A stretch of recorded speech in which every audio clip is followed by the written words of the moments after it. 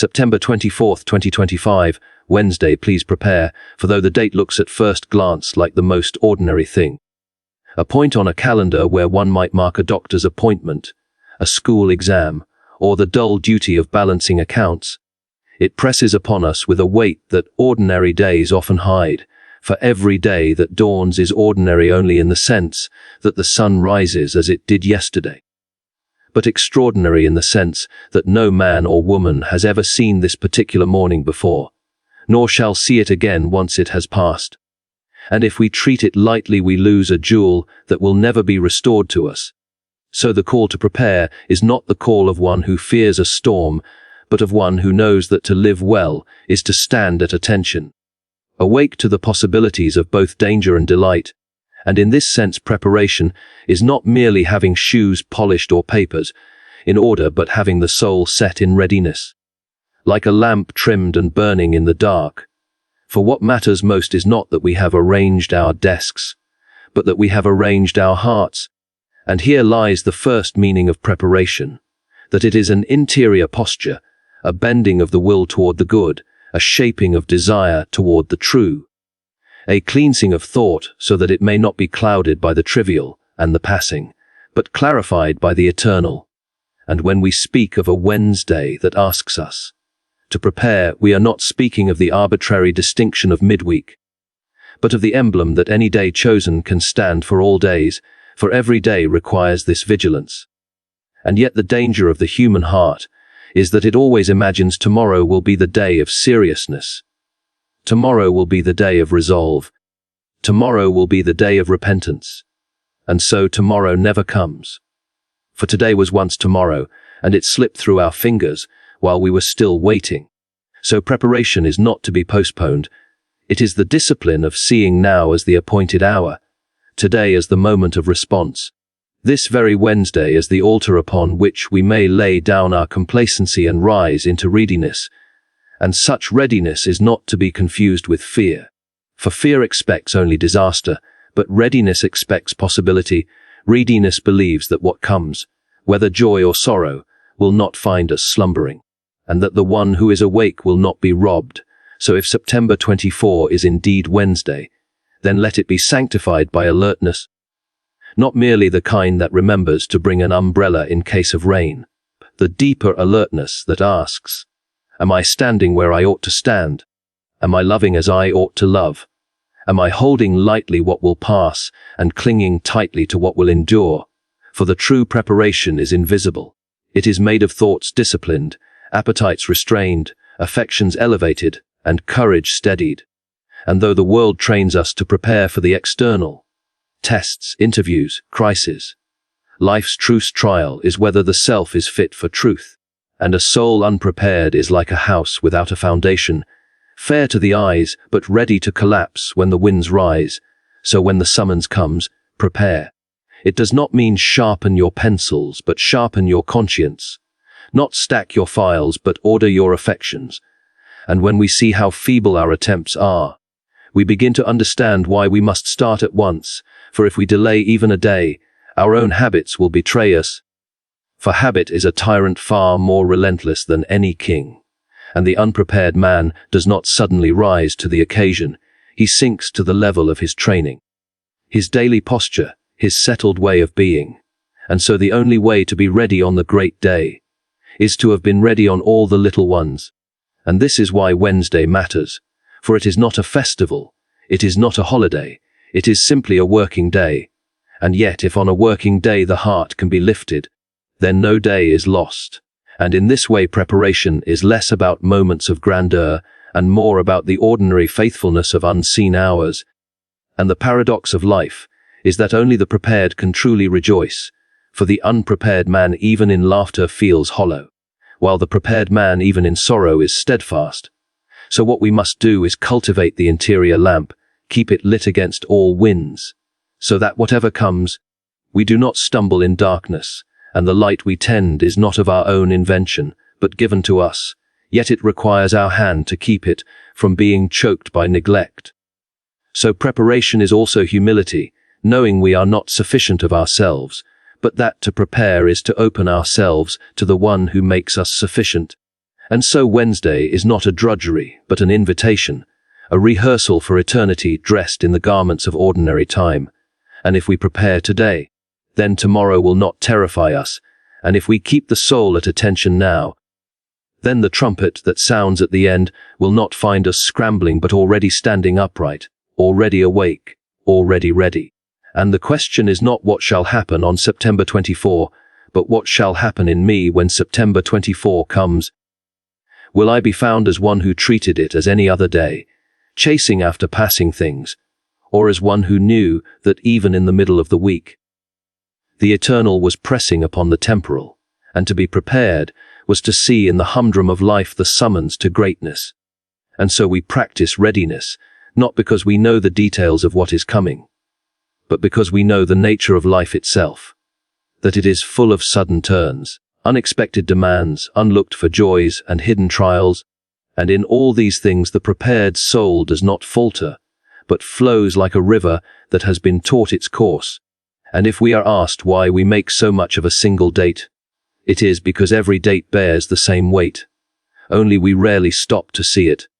And so let this Wednesday be the emblem of them all, the reminder that the smallest square on the calendar may contain the largest summons to the heart, and that what we make of this day prepares us for the next, until the last day comes, and then we shall not be found unready, but trained by 1,000 Wednesdays to stand firm and to shine with a light that has not gone out. And we must not imagine that preparation is a gloomy enterprise, for many mistake it as a kind of dreary caution, like someone who forever packs and unpacks a suitcase but never departs. But true preparation is joy-bearing, for it sharpens the senses to see what is already good.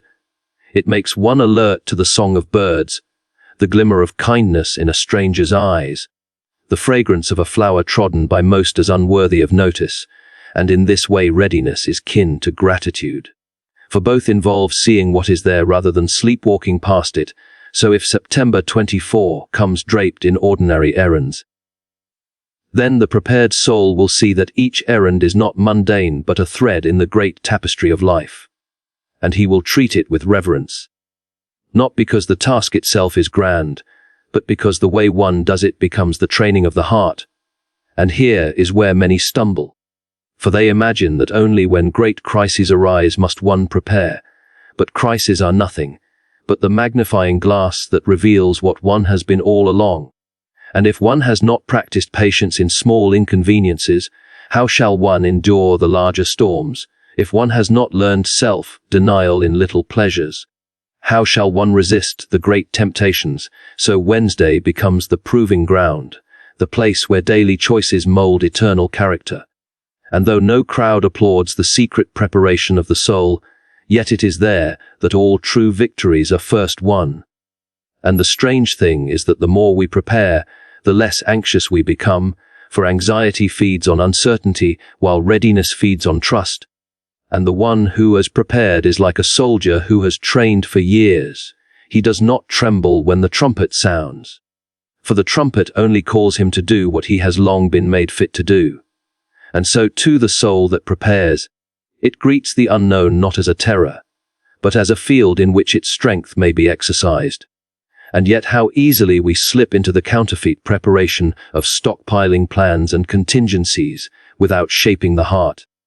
And we deceive ourselves into thinking we are ready because our shelves are full or our bank account padded, when in truth the smallest gust of real trial reveals our poverty within. So true preparation is not hoarding but honing, not gathering trinkets but refining spirit, not bracing against life but opening to it.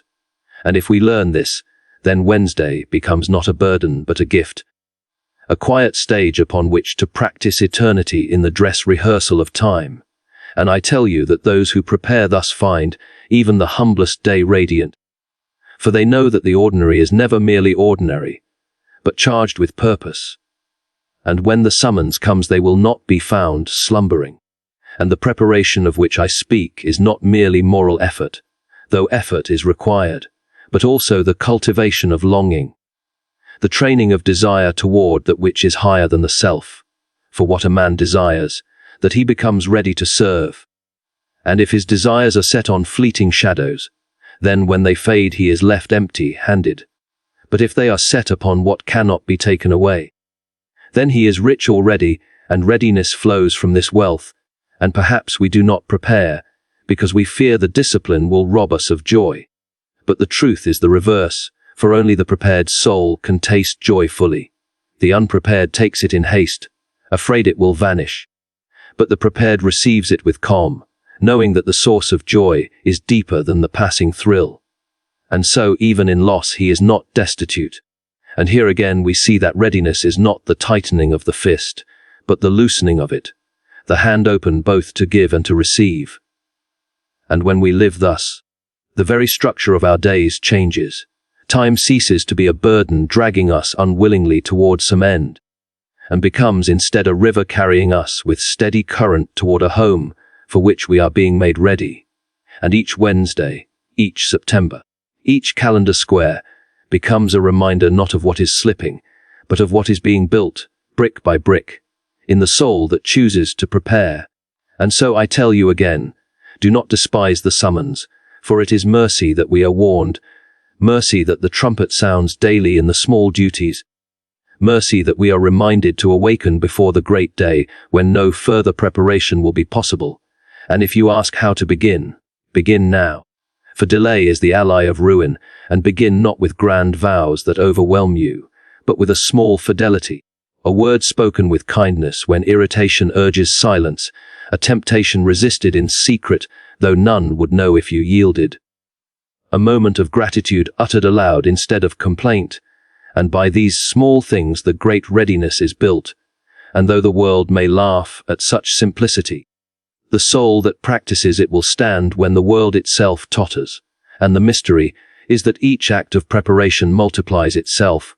The heart grows stronger, the will more supple, the conscience more clear, until one day you find that the Wednesday, which once seemed grey, is now luminous, and the tasks once despised are now the very means by which eternity brushes against your fingertips.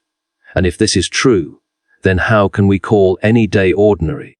For each one is the training ground for forever, and so September 24th, 2025, is not just Wednesday, it is the hour appointed for you to awaken. To stand at attention, to trim your lamp, to polish the mirror of your soul, for though you know not what shall come in the evening, you know what is required in the morning, and to fulfill it is to be ready for all that follows, and the more we dwell on it, the clearer it becomes that preparation is not a single act, but a lifelong symphony, a weaving together of countless small movements that shape the whole, and though each note may seem fragile, together they build a harmony that resounds beyond time. And here we are tempted to despair, for who can keep so long a vigil? Who can sustain readiness when the days stretch on with monotony? But the secret is not in striving by sheer force, but in love. For love sustains what duty alone cannot. Love sharpens the eyes to see meaning where duty sees only labor. Love makes the burden light because it transforms it into gift. And so the highest preparation is to cultivate love, love of truth, love of goodness, love of the eternal. And when this flame is lit, the soul remains ready not by calculation, but by inclination, as the sunflower turns toward the sun without command. And here again we see why the smallest acts matter, for they are the kindling of that flame, and each small flame joins the greater fire until the whole being is radiant. And so when September 24 arrives, or any date at all, the prepared soul does not stiffen with fear, but glows with readiness, for it has already chosen whom it serves, and nothing that comes can dislodge that choice. And so preparation is freedom, freedom from panic, freedom from the tyranny of chance, freedom from the slavery of circumstance. For the unprepared man is always a victim, tossed by what befalls him, but the prepared man is anchored, not by certainty of events, but by certainty of spirit, and his very composure becomes a testimony that readiness is stronger than chaos. And this is why the call to prepare is not only personal but communal, for each prepared soul strengthens another, each watchful life awakens a neighbor, and so preparation multiplies itself. The readiness of one heart quickening the courage of many, until whole communities stand firm where otherwise they would have fallen. And if you ask whether it is worth the struggle, whether the long labor of vigilance is not too much for frail creatures, consider that unpreparedness is not easier but harder, for it breeds confusion, regret, shame, and collapse, while preparation, though it requires discipline, yields peace, joy, and steadfastness, and the fruits of it are sweeter than the labor that planted them. So what excuse remains? What argument can silence the summons? What reason can outweigh the truth that readiness is life and negligence is death? And if still the whisper comes that says delay, remember that delay is never neutral. It is not the pause of a clock, but the backward slide of a soul. And every hour unprepared deepens the rut from which rising is harder. So let us seize this Wednesday, this September, this present hour, as though it were our last. And in so doing we will discover it is also our best. For nothing makes a day more luminous than the decision to be ready within it. Ready not with anxious lists, but with steady heart, not with clenched fists, but with open hands, not with dread of what may befall, but with delight in what may be given.